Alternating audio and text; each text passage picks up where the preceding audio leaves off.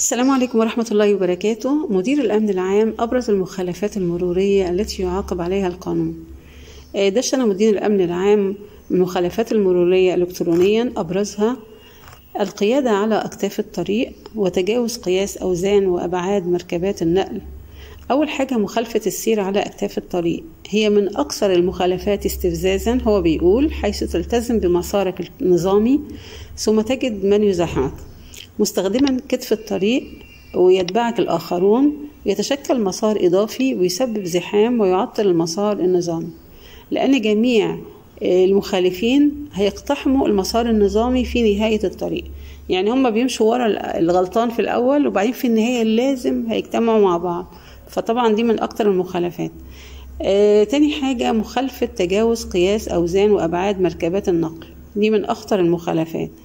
الوزن الزائد بيسبب تلف للطريق وتكلفة لصيانته، بينما تجاوز الأبعاد يهدد سلامة المركبات الأخرى، خاصة عندما تجد الأسياخ والأنابيب الحديدية أمامك في الطريق. طبعا هو بيتكلم عن كده.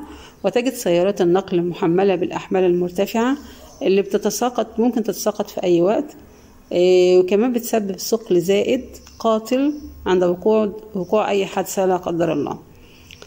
وأضاف أيضا أن أنا كنت أرجو أن تشمل المخالفات قيام بعض سائقي سيارات النقل باستبدال مصدات سيارتهم المصنعية بمصدات فولاذية أو حديدية تتسبب عند وقوع الحوادث في مضاعفة الأضرار على الركاب والمركبات، وهي من أخطر المخالفات التي لا تتسامح معها الأنظمة المرورية في الدول المتقدمة.